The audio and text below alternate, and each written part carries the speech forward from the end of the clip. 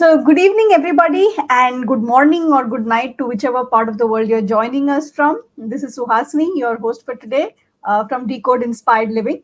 And today we have a very special guest with us on the show. We have Kaveri. I'm going to introduce Kaveri with a short introduction, but the introduction will not do justice to her personality and her profile as a business leader, but I'm going to surely try my best. So here it goes. Kaveri is currently serving as Managing Director Operations at Believe India. Believe is a digital music company headquartered in France, offering digital tech and distribution services to labels and artists. She also serves on the board of two of Believe's local entities. She is responsible for the growth and expansion of Believe's Indian and South Asian business units while directly managing all enabling functions, including finance, legal, people, IT, CSR, go to market, and sales efficiency. I have a doubt. Is anything remaining? It's okay. We'll keep that aside. Her areas of expertise are in mergers and acquisitions, digital transformations, and customer experience management. In 2018, she was the youngest member leading the pre merger due diligence implementation and post merger synergy realization of one of the biggest mergers that we have known so far, which is Vodafone and Idea. Ask me about it. I'm also ex Vodafone. She also has been honored with the Women of Impact Awards 2024 under the category for leadership excellence. So that is very brief introduction about Kaveri. I tried to keep it short, but I couldn't. But Kaveri, welcome to the show. It's an honor to have you here. Pleasure is all mine. Thank you so much, Suhasini. I'm looking forward to the next 1 hour. Sure, absolutely. And I'm absolutely looking forward to how the conversation is going to unfold. And I'm sure there are so many golden nuggets of wisdom that people are going to just, if you sit in this position, like wanting to catch it, I think every second you will be landing on one piece of nugget. So let me start with the most generic interview question. Tell us something about your Sure. journey to where you are right now. I love it. You've called out most of it, but let me try and add to what you've just said, right? So I'm basically an engineer by graduation, an electronics and telecom engineer. And I started off as a typical developer, lots of coding. I soon realized that just having a tech responsibility may not excite me as much, and I was looking for a techno-functional change. Moved on to a pre-sales consulting kind of a responsibility very early on, which basically meant understanding business requirements and then sort of converting them into semi-technical requirements and passing them back into the developer community to be able to develop solutions which are right first time, which are pertaining solving business problems. So that pretty much summed up what I did for the next few years. And I was in Australia for some time, working with a telecom service provider there, again handling a sort of a technical slash functional role. Moved on, came back to India to get my MBA. And post MBA, the business administration degree allowed me to open my careers into business transformation consulting. And as you can imagine, the consulting world, basically takes you to different problem statements, different clients, different locations, which merged very well with my love for traveling. I traveled to about more than almost 2 dozen countries at that point, which was a very, very exciting life.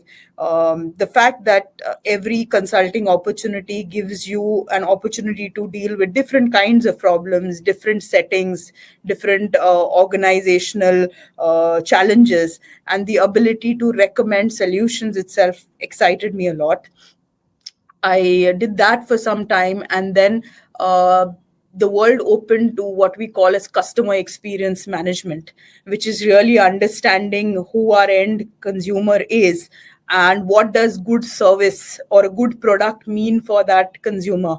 and what are the insights available to us, and what can we do about it, right? How do we make profitable, scalable businesses, but keeping customer at the core of all the business decisions that we make. And this was all in the setting, Suhasini, of the telecom world. And telecom is, I would say, a very, very lucky industry from the perspective of knowing its consumer very, very well.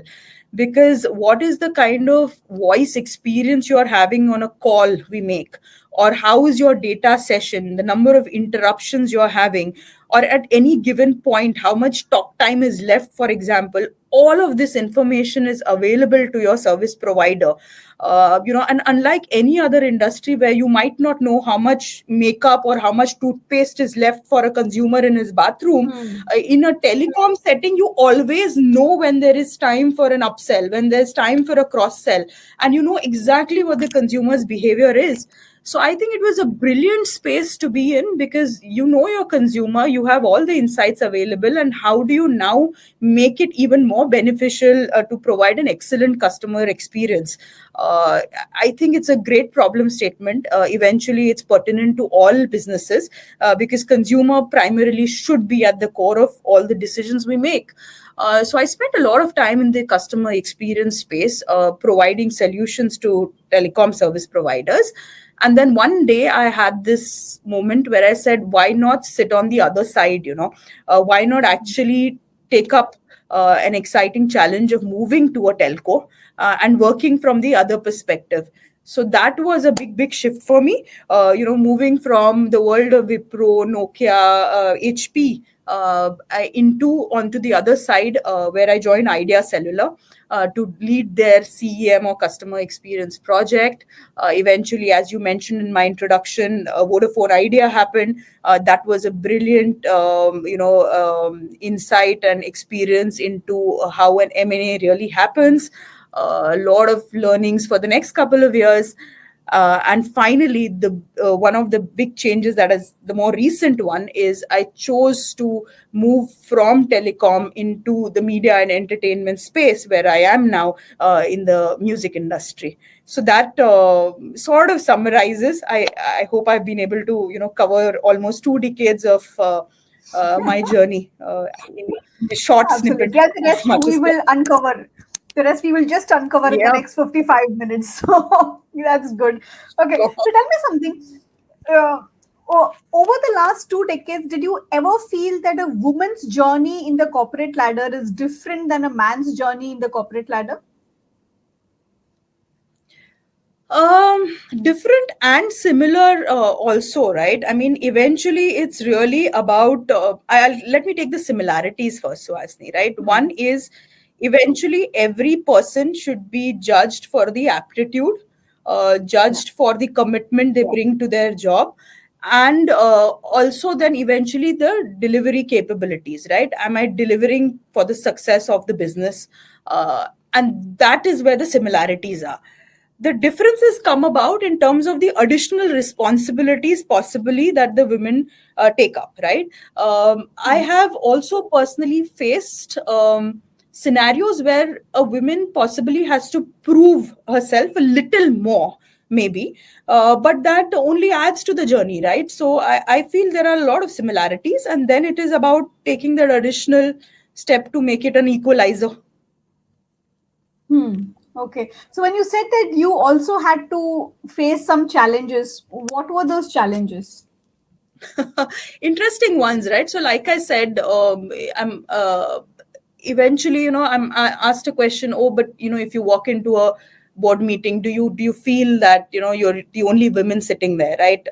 Now the point is, as a woman, it is up to us entirely to rather sort of think about it consciously. Oh, I seem to be underrepresented or in the minority, and then make a big deal out of it, and then be conscious of it, or we simply consider it as a fact of life and move on, right? So I think that has been a challenge, but it remains to be a challenge only to the extent when you see it as a challenge, right? After some time, when you get comfortable with it, you don't feel underrepresented, you don't feel you're part of a minority of sorts, but in fact you look at it as an opportunity and privilege that you have a seat at the table, and then you go and prove that you deserve this and more.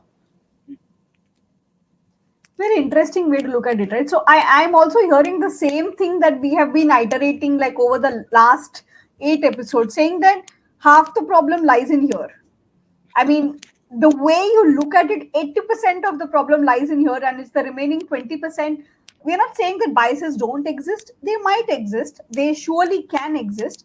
But then the way you look at them and the amount of effort that you take um, within yourself to actually match up, to eliminate those biases, that's what makes all the difference. And this is something that I have heard repeatedly from 9 leaders, including you.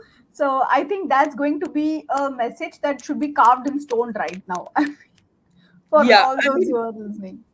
if I may add, I think first of all, of course, I completely agree with you. It's in the mind, and I think you just have to keep that aside. And the Yeah. trick or the core lies in being prepared, right? Eventually, I think if you're prepared for situations, scenarios, delivery, then frankly, whether it's a woman delivering or a man delivering should be just a side fact, right? It doesn't really matter. So as long as you're prepared for scenarios, put in the hard work, keep your team together, Hmm. it's the same set of challenges or opportunities for a man or a woman. Excellent. So, what were some skills that you had to learn along the way? Like I of course heard about consulting and customer experience, because I was reminded of Amazon when you said customer obsession at the core, customer obsession at the core, keep the customer as Yeah. the king. And I was reminded of my Amazonian experience. But apart from that, what were some skills that you had to really sharpen within yourself in your journey upwards? Sure. So let me take up some, sort of tangible technical skills and then maybe answer the question from even the softer aspects, right? From the technical side of things, I must say that it is very important to realize that all of us, in whatever capacity we are, in whatever stature in the organization we are at, it is very important to understand that all of us are here to solve business problems. Right Hmm. now, as an engineer, you are probably delivering an engineering solution towards a business problem. As a marketing guy, you're probably marketing that solution again to solve a particular business problem. So eventually, if you see what the big picture is, and the ability to see that big picture, first of all, is very, very necessary. Number one. Number two, there always has to be a return on investment approach to things, right? Whether it's investment of time, or whether it's investment of certain resources, or the fact that if you're working on certain opportunity, you're not at parallel working on something else. So there's always that risk of having lost out on one thing because you are doing something else, right? If you have that lens of ROI to everything, then I think you're sort of optimized, right? So from a technical standpoint, having a financial acumen is much necessary. Having a business perspective and an ability to see a macro view is very, very necessary. To add to that, I think from a softer perspective, being able to communicate in a concise, precise manner is much appreciated. It's always a journey. So it's important to kind of keep improving on that. All of us are learning. All of us can always get better and better at it. So the ability to communicate basis who the audience is extremely necessary. And if I closer home have to tell you what I learned personally are two things which I really had to work on. One is shamelessly market my achievements and my abilities, number one. And number two is the ability to say no, which sounds very simple, but the ability to say no is something that might take years to master.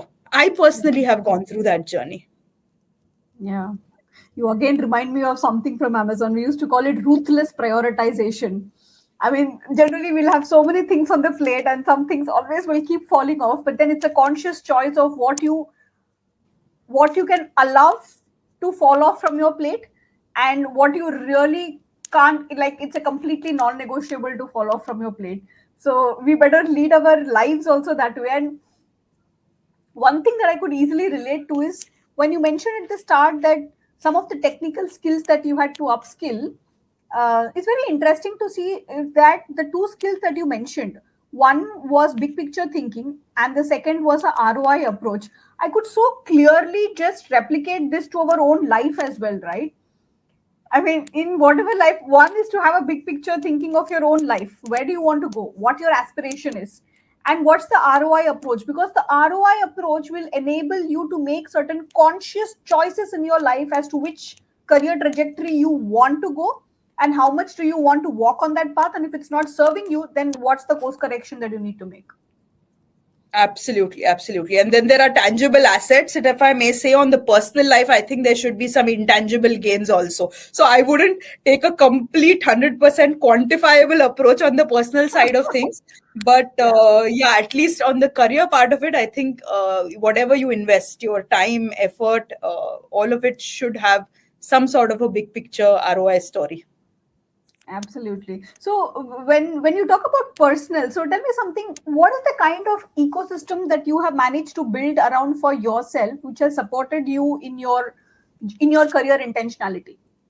Yeah. So I think, having a sort of a professional and personal balance is required. I mean, yes, everybody talks about work-life balance. On some days work takes precedence. On some days, personal commitments take precedence. It's always going to be a bit of an up and down, right? But what is required is a little bit of conscious decision making and ability to control some of the uncontrollables. If that you can do, then it is totally okay. It's okay to have a couple of really bad work days, and sometimes because of some ill health or of somebody at home, etc., then you have to obviously lean back on work and focus at home. But to your question, I think the ability to say no Hmm. also helps when it comes to this balance, right? Being the perfect daughter, perfect wife, perfect mother, all of this perfect seeking perfectionism, I think women put this challenge on themselves. Sometimes it is totally okay to say, no, I'm not going to be able to make it to a certain family dinner. No, I cannot be there at every marriage and every engagement which happens, because I happen to be, in the geographical location of some of these celebrations, right? Uh, so I think the ability to say no, somehow it helps not only at office but also at home. And then of course you need family members who understand where that no comes from, and of course the fact that it's not always no, right? It's obviously a balance between a lot of yeses and nos. So Yeah. that is the trick, but I frankly feel women do a pretty good job at it. Because probably we are conditioned that way. I mean, in the sense, years of conditioning, and also to remind ourselves that probably we are the first generation of working women, or maybe one and a half generation of working women. Some of us have working mothers, but before Yeah. that, literally nobody had even heard of the term called as a working mother, right? I mean, Yeah. so Yeah, probably just to I give like the credit one to and a half bit, because yeah. I must grant it to the previous generation that they were the path breaking generation who tried things, Yeah. if not had a full time career, at least some mode of it. So I'm thankful for the ones who set the path for us, I think. Yeah, and I think a lot of it attributed also to that generation's financial constraints. Like Hmm. people who were educated, they had to earn for their family. Then maybe working was not as much as a choice that they had. Like maybe I have to just earn for my family given my family's financial Yeah, constraints yeah. or background. But in this generation, literally you see women working out of choice. I mean, Hmm. Hmm. absolute choice. Whether it's my identity, what's the identity that I want to live with? I don't want to be called just as a homemaker. I don't want to be called Yeah, just as a mother. I don't want to be called like, what's my own personal stuff? What's the contribution that I'm making towards the society as a whole, towards the company as a whole, towards yeah, myself? How am I growing yeah. myself? Hmm. So I guess it's just sharpened. I mean, this generation is just Yeah. sharpened that way of thinking. Absolutely. I call it the difference as a job versus a career. A job is what makes money for you. A career is something which is far more fulfilling. You're adding value to a set of stakeholders, and you're gaining value more than just the paycheck. So if Yeah. one can look at what they're contributing in their professional life as a end-to-end career rather than just a job that pays the bills. It's Yeah, far more fulfilling. absolutely. Okay, now I'm going to ask you a very light question. Okay, we are talking Mhm. heavy dose. I mean, now it's just time to lighten up a little bit. So I'm going to just Okay. ask one light question. If you had to make a movie on your own life, what will the movie be called? It's a movie that I really love. It's at the risk of sounding repetitive. It might be called Zindagi Na Milegi Dobara, Okay. which for those viewers who don't know Hindi, it basically means live your life technically as if there is no second chance. So say Okay. yes to everything. Yeah, so it might be called Zindagi Na Milegi Dobara. I loved it. It's so true, no? Yeah, I absolutely loved it. When I think about it, it's actually so true. But yeah, interesting. Okay. So, Zindagi Na Milegi Dobara, I'm taking it as the best piece of advice that from your side to the rest of the whole world. Now, I'm coming to one. What's one single piece of advice that you have received in your career that really worked for you? Hmm. So many, right? I'm blessed with a lot of well-wishers and mentors who've always given me feedback. But you know there was this particular professor back in the MBA days where he taught us this trick, okay, which I use quite often, and I'd like to share with the ones who've dialed in today. He called it the circle of confidence. Okay. So what he did was it's almost like a meditative exercise that you do. You shut your eyes, you're at peace, and you imagine a little circle in front of you, right? Maybe on the carpet or the floor in front of you. And you put in all those incidences where you thought you will not be able to sail through, right? And you are not going to be able to deliver that presentation.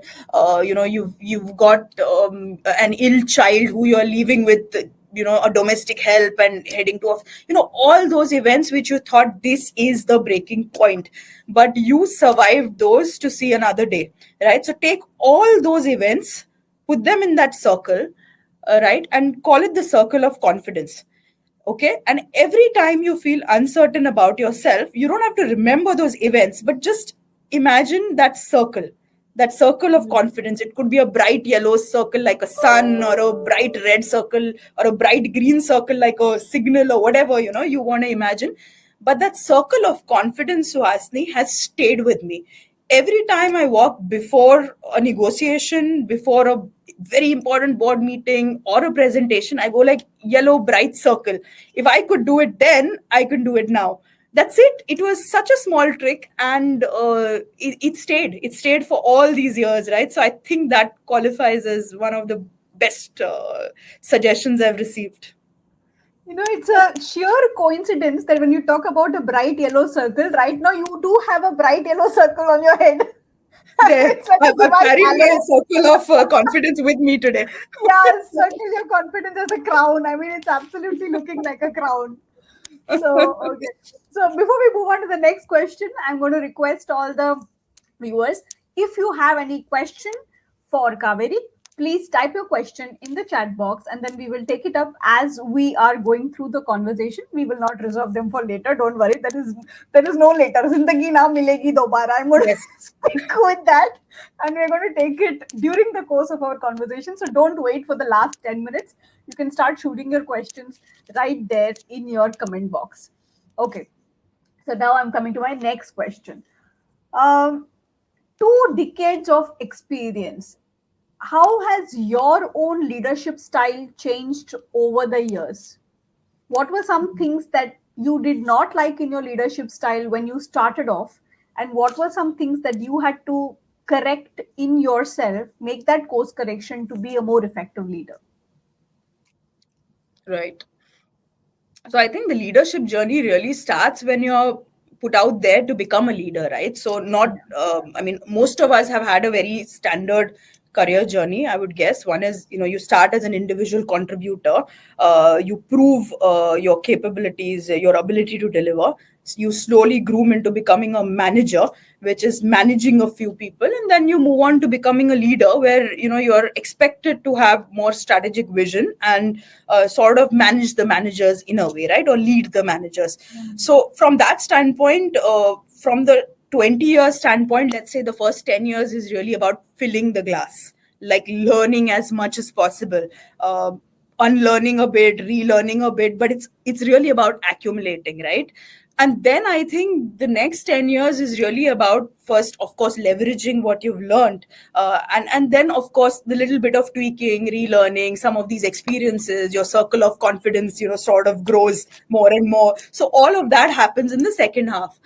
As a leader, right, I think the most important thing, whether you've got coaches, you've got the right superiors, the right peers, all of it, I think the most important bit for a leader is that self introspection bit, because eventually everybody can take the horse to the well, thirsty horse to the well, and the horse is not going to drink water until he wants to drink water, right? So I think self introspection on how am I as a leader, what am I doing right, accepting that there are a few things that I need to unlearn, I'm not doing them right, keeping aside ego, and then sort of fixing those on the go is very, very important. So there's no perfect leader. It's really about a lot of unlearning, learning, introspection, seeking coach help, seeking feedback from your peers, your seniors. I think it's a constant journey.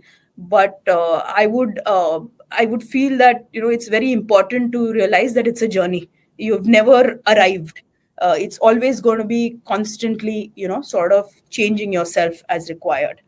And over the years, if I may say, there's always been an authoritative leadership sometimes, or a delegative leadership sometimes, and so on. But what's important is to recognize that eventually it's a situational leadership that one should settle for. Every situation demands a certain kind of way and approach, and it's very important to pick that, mold yourself to it, and go for it. Yeah. You remind me of something that we created, and we are even going to patent this right now. So it's called as the 4I model of conscious leadership, and it's exactly what you said right now. I mean, I was like, my heart was bubbling with joy, as in when you were talking, I was like, wow, this is like real proof that this is what leaders are actually even saying. So the 4I model says something like this. The Mm-hmm. first I is all about I, which is the individual, which is Self. basically the journey that you make from I to who am I, your Okay. core purpose, your core Mm. values, what do you Mm. stand for, what you don't stand for, what is non negotiable for you. That's completely about self introspection. The Mm. second I is basically interconnect. How do you behave with teams? Mm. Like if you're an individual contributor, do you actually you take the journey from correcting your team to connecting with your team? So that's the journey that you make in terms of being a team player. When you go further up in your career, when you start taking up leadership roles, then you make the journey of inspiring, which means now your journey point is from driving people to achieve goals to inspiring people to achieve their goals. So that's the third I of inspire. And the fourth I is basically integrate, which is how do you create a culture which is not just sustaining but thriving. So the shift Mm. point here, point A, point B, is actually shifting from sustaining to thriving. So that is something on conscious leadership that we created, which is called as the 4I model of conscious leadership. And frankly, it's just common sense, no? It is. But what I love about frameworks is they just kind of keep reminding yourself in a very simple way. That it's I, but then it's about interconnections. It's about inspiring. So I think it always helps to put these abbreviations and frameworks together, right? Yeah. Absolutely, really nice, and it Four kind of I, seven coincides with S, the three D. I don't know what else will come, but then you so are right. many. The brain remembers it better that way. But Absolutely. okay, so I don't know, something about you also tells me that while you are hardcore data based, business acumen, strong business acumen, someone who deals with logic, I see a terrific left side of the brain, but I knew somewhere I was about to say left side. Yes. yeah, but somewhere I also I get a sense that you have an artistic side to you. I don't know if many people know about it, or maybe even if I'm wrong, maybe I can be, but somewhat something tells me you have an artistic side. So what's the right part? What's the right side of the brain? Okay, either you've been snooping my Instagram or something of that sort. No, I I'm don't not know, on but Insta. you I'm got it only on on LinkedIn. target. I'm not anywhere. You've got it on target. I use my time for painting as a breaking of monotony. I From the creative side of things, I love to paint actually, and I have always had.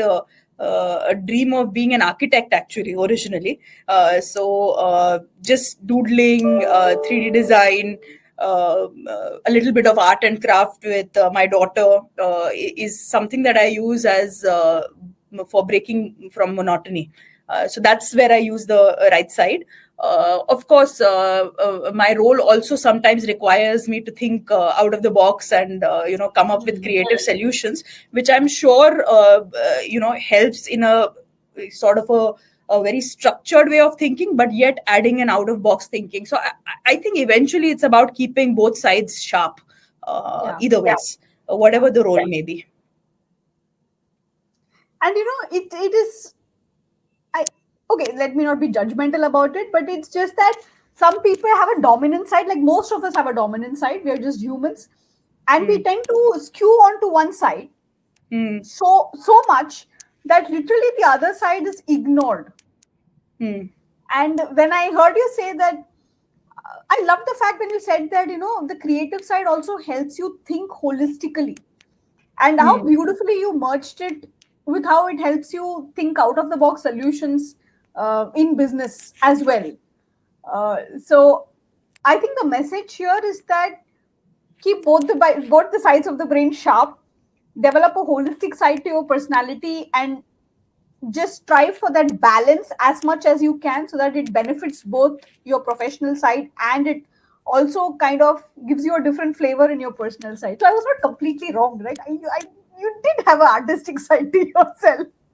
and I think everybody should pursue something over and beyond, right? Whether it's gardening, some derive pleasure out of cooking.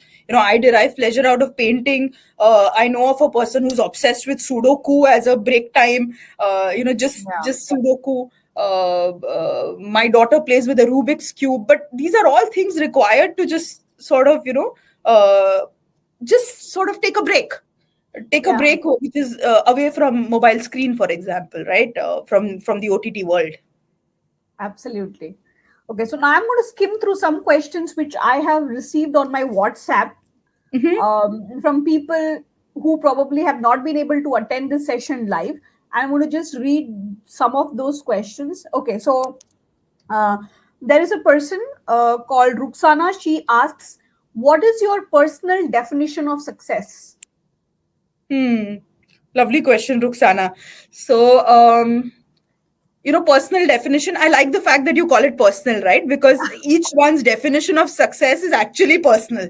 But if I'm in a happy and satisfied space, I would say I'm successful, right? Happiness is very important.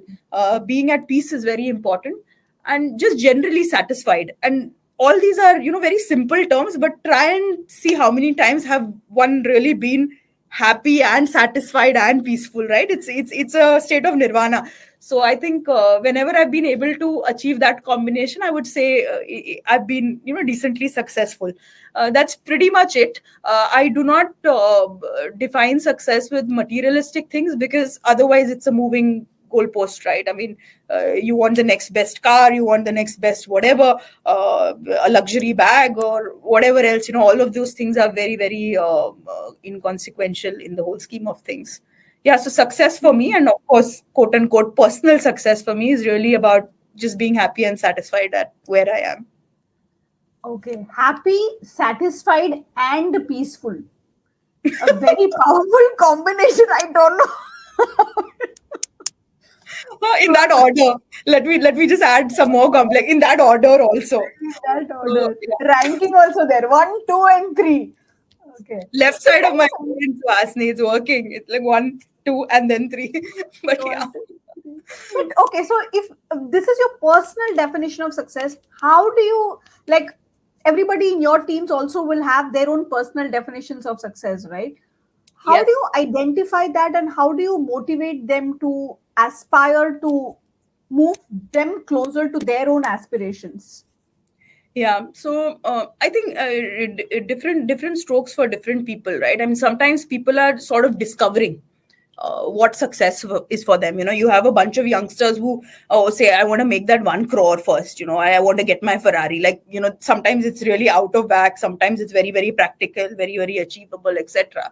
But I think at the core of it is really about spending some time to get to know the human being behind that employee number, right? Literally, who's the human being? What does he or she stand for? What makes him or her happy? What are his sort of professional goals? Sometimes they're happy to share their personal goals. Why not? That's fine, right? I mean, eventually, I keep telling my team here that we spend so much time together that we cannot simply be called professional network, right? Somewhere it's people behind that professional network. Somewhere it's that passion of a winning team, that I have your back, right? So sometimes I'd have a team member come by and say, there's this particular exam I want to write. I probably flunked it twice in last 2 years, but this year I want to crack that certification and I need some Yeah. time off. That is like a success for the person, and what I could do as to enable it is possibly give that person a bit of time off, or leaner work timing or whatever, so that the person can go and get that, right? But I think eventually at the core of it, spending some time and energy to understand who are the people who are working with you, for you, and what is it that they are passionate about, and support it as much as possible, is what every good leader should be doing. Okay. Okay, so you have categorically mentioned as to how you help them achieve their own aspirations depending on what they want to achieve. But Hmm. is there something which is more generic in nature? So, for example, is there some sort of career advice that you would give to women who are just starting their career, and Hmm. how would that advice or career advice be different to those women who are in the mid career, Hmm. and if there was someone in a senior leadership role, then what would your career advice to them be, Yeah, specifically to women? specifically to women. Okay, all right. Yeah. I mean, ideally, I would have given a more generic response, but since you add, for a woman, let me kind of put that lens on. See, at the beginning of one's career, I feel no two questions. It has to be a very, I am learning all the time. I am saying yes to opportunities because every opportunity is going to teach me stuff. So I'm going to be very, very conscious that it is absorbing from people, peers, experiences, different jobs, everywhere. It's like a little child's hunger. I want to Hmm. learn everything. How my hand moves. When I feel hungry, like a child is more inquisitive than at any other phase of his life, right? Hmm. I think Hmm. in the career, that first 5-10 years, it has to be that, you know Hmm. uh, first of all, learning, and secondly, introspection on what are my strengths and what are the areas that I need improvement on, or some kind of a filling, right? Because you cannot be great at everything. So that these are the 5-6 things I'm really brilliant at, these are my strengths, and these are the ones that I'm not very great at, but I have to live with it, basic. Hmm. So Hmm. that piece is very, very important in the beginning, and I think it's a generic advice whether a woman or a man, right? I think when a woman reaches her mid career, and I'm also seeing it from a perspective of what age she would be. Now, this is probably the age of her wanting to settle down, get married, possibly kids, and all that. Now, this is the phase, Suhasini, which is the toughest, Hmm. because if you can cross that phase of getting married, being a successful married woman who's managed to keep her career also going, possibly also gotten into motherhood, and the responsibilities that go with it, and still sort of maybe de-accelerated a bit, possibly, Mm. but still continued. That continuity is very important. So that middle part of the career, the woman has to be extremely strong, saying, despite XYZ, I'm going to lean back on my circle of confidence every time and keep going on. Right. So Mm. that phase. And then the third phase, which I frankly feel is slightly easier than the middle phase, right, is because you've crossed that difficult path. Now, this is the phase where I want to borrow from your eye of inspiration. It is very important to stay inspired and be the inspiration. So, this is the Mm. phase where you're giving. And frankly, it's a very fulfilling, very satisfying phase. So all of us should be aspiring for that particular one, I feel. So that would be my advice. So, frankly, for a man, it's similar. For a Mm. woman, maybe that mid path. You Middle. have a lot of places where you go like, I can't go on, and yet you pick up your bag, put on your smile, and you still go on. Interesting. So, what are some of the limiting beliefs that you have seen in women? Like you would have worked with many, many women over the years. What are some limiting beliefs that you have seen in them probably when they are in their mid career, or maybe more in their mid career? That's when more of the limiting beliefs start coming up. But Yeah. what are some things that you have seen? Yeah, I think you had absolutely got it right, which you mentioned right at the beginning. It's sometimes it's in the mind. I have Mm. seen a lot of women who step off the accelerator sooner than required. See, there's going to be this time of, oh, I need to lean back because I've got a child who's probably going through a very important academic year, or I have got to tend to an aging parent who's not keeping well. So yes, but when you get there, you will do it. But I've seen a lot of young girls especially, oh, but when I'm going to get married, maybe I'll probably take a sabbatical, or oh, when I plan a pregnancy, I will probably stay away. I mean, let destiny also sometimes decide a few things for you, right? I mean, there might be a day you might have to lean back, but for the timing, you're having a lovely drive, no? So don't step back from the accelerator. And again, I think it's in the mind, right? So I think the limiting factor is that don't step out or step down or go slower for something which you can continue on for some more time. Interesting. And do you recommend getting help from an external source? Because generally, as women, we always believe that we will manage things all by ourselves during the way. And most of the times, they don't take the help of a coach, or they don't even take something which is a dedicated intervention to support them in terms of upskilling their own capabilities. I've seen many of them say that, chalte chalte ho jayega, which just means that as I'm dealing through it, I will just learn the ropes of the game and I will keep walking through it. So, in your own head, what's the importance of taking help or support from an external person, or anything in the form of external upskilling or coaching or anything like that? Yeah. So I would compare it with trekking up a hill or a mountain, right? I mean, eventually you're at the base, okay, and you want to get to the top, and Yeah. you'll put on a backpack, right? And you will put food in it, you will put an umbrella in it, sunscreen, whatever, wet wipes, water, everything, right? I didn't seek coaching on what I should put in the backpack, but I've made a very heavy backpack out of common sense and I started walking. Now, could I have got an intervention who would tell me what are the bare minimum things I should carry, not make the backpack too heavy on my shoulders? I could have, right? But let's say I did, and then I start walking. I know I have to reach the top. I deal with bad weather, I deal with exhaustion. Probably I race ahead because the energy is permitting, and then I get tired and I sit down. And I have to rest because I didn't pace myself equally. Could a coach have actually intervened and told me that there is a bit about pacing? There's an intervention of weather involved. It's sunny right now, go slow. In the evening you'll be able to pick up pace. Now these are all experiences that a coach can bring Yeah. in, right? So the coach would make that climb from the base camp to the peak maybe Hmm. more efficient, maybe more enjoyable, faster, fulfilling, etc., etc. Would I get there without a coach? Maybe eventually, right? But could I get there in a better fashion along with other people, enjoy the drive? I could, right? So I see that coach as literally a mirror, who's saying, hey, guess what? Your backpack seems to be heavier than required. Mm. You seem to be rushing on a very hot afternoon when you could do it in the later half. So some of these things can be told by a third person, and an experienced person obviously helps.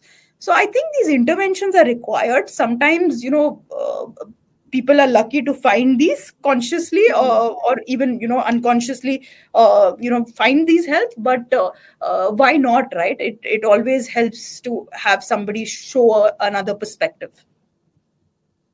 Interesting. I love the metaphor of trekking. It was just so apt, and how you explained it, like how you put it in the backpack and what you stuff it with, and experience really helps. And literally, it just went straight inside the head. So that was such a beautiful I'm a metaphor. Thank beginner. I'm a beginner at trekking. Okay, so it's probably the heavy backpack that I'm dealing with. But you. yeah. Yeah. So, here, I'll tell you something what I've been dealing with or I've been seeing. I'm dealing with three limiting beliefs for which this is my problem statement that I'm trying to solve at a mass level for women Mhm. in Mhm. leading. One is I don't have enough role models. So they say that whenever they say that who are the role models in women, Indra Nui, Kiran Majumdar Shaw, Kiran Bedi. And I'm like, look around the corner, man. You will get so many people who are role models, but it's just that we as women don't really believe in marketing ourselves very well. That is something that I've seen like so many times, and it matches exactly with what you said. Shamelessly, just market yourself. I mean, just ask, just stand there, just raise your hand, just ask for whatever you deserve. And that is problem statement number one that I've seen like everybody dealing with, saying that my situation is really very different because there Indra Nui could do it because she had an excellent ecosystem to support. How can I do it? My path is so tough. She's got a double MBA, right? So yeah, maybe. Yeah. So that's problem statement number one. Problem statement number two, I am not enough, which means that whatever skills that they have upskilled, like during the way, there's always something that I need to be skilled in that to do this more better. So which Hmm. means that whatever they have currently, they're not leveraging it enough. I Hmm. always need more to do something better. You have so many things within you. Why don't you just start leveraging that? I think you'll cover a lot of ground. So that's problem statement number two. Hmm. Problem statement number three, I am not worth it. I've Hmm. generally seen more men invest in themselves in Hmm. terms of upskilling, in terms of really just being at the top of the game, because that's their single most priority. And Hmm. Hmm. somewhere, since we are also juggling with so many responsibilities, somewhere this takes a backseat. Hmm. What Hmm. do I need to do to be at the top of my game? That's question number one. If you have identified it for yourself, great. But half of us have not gone that part of diagnosing actually what we really need to be there in the top 1% of whichever industry, whichever career we're working in. And if you have diagnosed it right, do you believe that you are worthy of investing a certain amount on yourself? Hmm. So that's these are the top three problem statements that we are trying to address, and this is one reason why we actually started off this LeadHerShip series.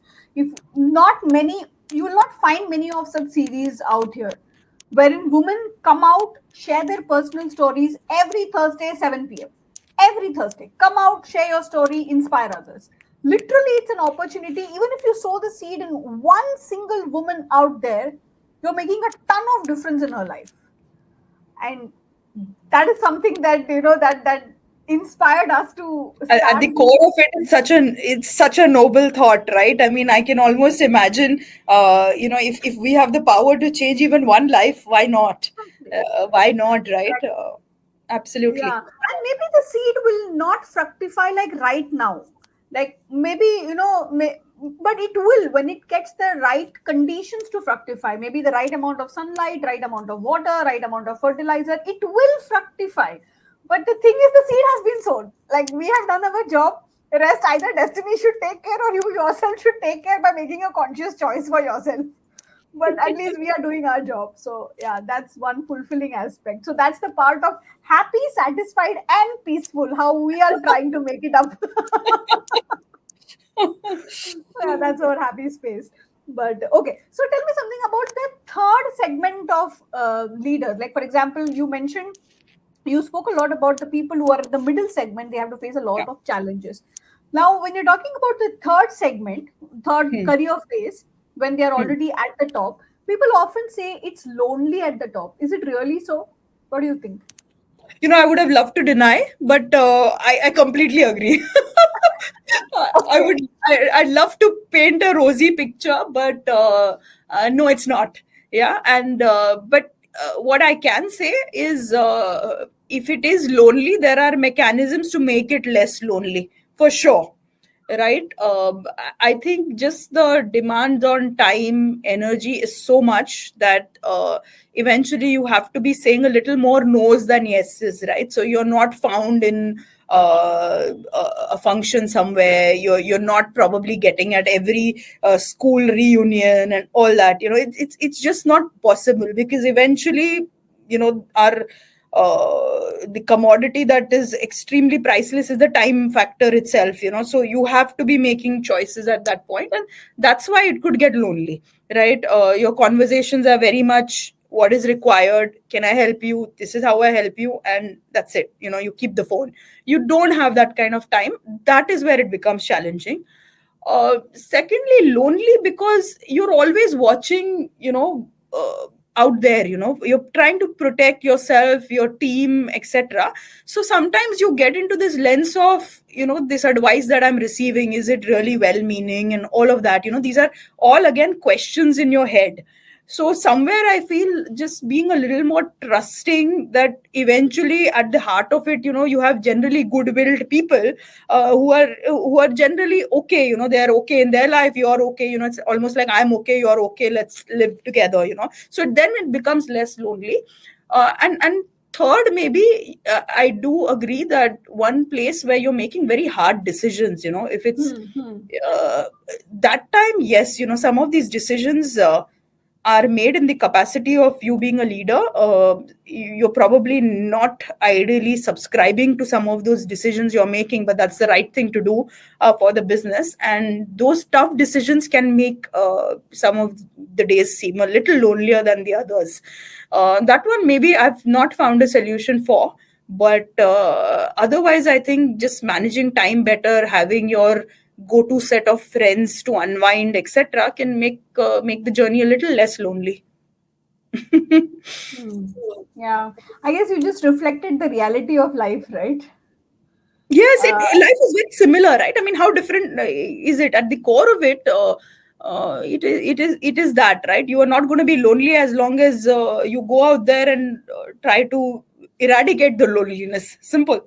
yeah, what I love about this when talking to you, you come up with such pragmatic solutions. Acha, hai to hai, deal with it. I just love that part about. What is there to mull over it? Yeah, I mean, let me, while I say it's lonely at the top, or whatever statement you made around it. I mean, do we not all want to be successful? Of course we do, right? Do we not enjoy it? So there are pros and cons to everything, na? So yeah, you have one of these evenings where you are like, oh God, I'm not doing all the fun things that maybe somebody else is, but then you're doing other things, right? So it's totally okay. Yeah, you're creating probably much bigger impact, and Mm. maybe we don't have to look at it as a compromise, because Yeah. maybe the impact is overcompensating for the loneliness, the impact that you're creating. Yes, yes, So yes. And what is loneliness, right? I mean, sorry for sort of sidetracking. I yeah. mean, eventually, sometimes if I'm reading a very good book, for example, sitting there in one quiet spot, I mean, for somebody it might look, oh God, she's so lonely, sitting with that book for a few hours. I'm probably not lonely at all, with that book of mine. So I think depends. Sometimes that me time or lonely time or whatever you call it is also necessary. Interesting. I'm intrigued to ask this question to you. You mentioned that when you're reading a book, some people might be judging that the lady is so lonely. Tell me something. How do you deal with judgments or expectations from other people that they have on you? So first of all, just categorize whose judgment really matters, right? This particular auntie walking on the road who doesn't know what my life is, has not walked in my shoes. Frankly, I will not give her the right to judge me, or go ahead, judge me. It's not going to impact me. Number one. And women, by the way, have a very difficult time, accepting this, that the people will have opinions about you, and that's it. You're not going to be able to please and make everybody happy. So one, I think, have your opinions, you're entitled to it. Whose opinions matter, I will decide. So it's very important for me that my family, my friends, my team members, feel that they're happy working alongside me, are happy, sharing their life and time with me, and their opinions matter, not everybody's opinion. So I think, these things will happen, and I feel that people should be able to deal with some of this. You know in Hindi they say ek kaan se suno, ek kaan se, let it go, right? Totally. If as a child, there was this very interesting story I read. There's this lady who's selling fresh fish. Okay. And right beside her shop, she writes, selling fresh fish here. Okay. And then a man walks by, and he says, oh, but you're selling fresh fish, and you're selling it here, so why do you need the word here? Just scrap out the word here. You are selling fresh fish. So then she puts up another board, selling fresh fish. Then another man walks by. He's like, oh, but why do you have to tell people it's fresh fish? It's obvious you're going to sell fresh fish, so just write selling fish. Another man walks by and he says, oh, but everybody can see. Why are you assuming people are blind? You've got fish there, and that you're selling it, not giving it away for free. So you don't even need to put up a board saying selling fish. And then, she brings down that board. So the point is, if you're listening to every single man, your shop is never going to have a board, right? I want to write fresh fish, so I will write fresh fish. It doesn't matter. The judgment. I will write here also. Here also, fresh fish, fresher than the neighbor's fish. Yes. Yeah. And I love these examples and metaphors that you keep coming with. I mean, the first one was trekking, and this one I had never heard this story before, and I absolutely loved it. This one stayed. It was a short stories book from the library, or I think it was in the curriculum. But this story stayed with me. I'm like, fresh fish. I'm selling it. I'm selling it here. Yeah, absolutely. Okay, so now coming to the almost fag end of the session, but then I still want to ask you two more questions, last two questions. Okay. If I give you a chance to have lunch or dinner with three women whom you admire the most in the whole world, geography no barrier, religion no barrier, caste no barrier, world no barrier, anything no barrier, who those three women would be? Oh my God. I wish there could be more. Yeah. I wish there could be more. But the first face that appeared when you asked me this question, let me just go for that. It's my great grandmom. I've heard a lot of stories about her. I have practically spent just a few hours with her. She's inspired me in those few hours. And then I have only visualized her with the stories that I've heard. Right. So if I could go back and have one lunch with my great grandmom, I would love to do that. I'm blessed, by the way, to still share time with my grandmom, which I do. But maybe some time with my great grandmom would be good. So number one. Number two would be Nirmala Sitaraman. I have literally chased, like whichever event she's going to, I will make time to go there because I want to breathe the same air she breathes. Wow. Literally. So, I would love to have one lunch with Nirmala ji for sure, right? And third would be, I would not name her, but I will tell you, about her. She is a very difficult boss from my past experience. As now I understand, as a leader, you have to make a really strong decision. Sometimes you're making life difficult for a junior. But I would love to have lunch with that one difficult boss and probably now walk the shoes in her, in her pair of shoes, walk the path. And I think I will understand and respect her a little more now. So maybe have lunch with that difficult ex-boss. Beautiful. Okay. So the first one that you said, great grandmom, you won my heart. I mean, with the other one, Nirmala ji, you won my head. And the third one, probably you won both the heart and the head, because now I'm seeing empathy in the way you're talking. You're saying that okay, I want to use my head, but at the same time, I also want to see. I just want to communicate to her that hey, I now understand I from understand where you were coming from. coming from. Absolutely, absolutely. So I see both the head, the heart, and the both. I mean, it was beautiful. Okay, so and the last one question. We have one still minute to go, and I still want to ask you. Go If for I it. give Go you for a it. mouthpiece, one Mhm. mouthpiece saying that whatever you say right now, the whole world is going to hear it.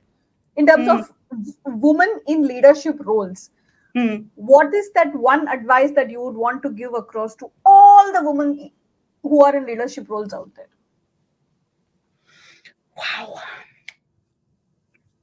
If we take an average lifespan, you've got only 25,000 days to live. Literally 25,000 days. And when you see it from that perspective, live Wow. each day deducting one day from that 25,000. Make each day worth it. Zindagi na milegi dobara. Wow. Beautiful. I mean, that was such a classic end to the whole interview. I just loved every moment of being in this space with you, sharing the same space with you. Probably not the same air that we breathe right now. We are just operating from different geographies. But I just loved sharing the space with you. Thank you so much, Likewise. Kaveri. Likewise. Thank you so I much, mean, Suhasini. uh, everything that you shared, I think what I said at the start was right. People should have sat here with the bowl saying that abhi gira, abhi wisdom nugget gira. Literally they should have sat like that. So Chaitanya says extremely powerful. Yeah, and I completely second that. 25,000 days. Chaitanya says 25,000 days live the same way. Yeah. So he's reciprocating and he's completely resonating with what you just said. So thank you so much. It's an honor to have you here. And now I also know why you won that award. Women of Impact 2024 in Leadership Excellence. Absolutely, there couldn't have been a better choice. So thank Thank you you so much so for your much. time. And thanks all listening in.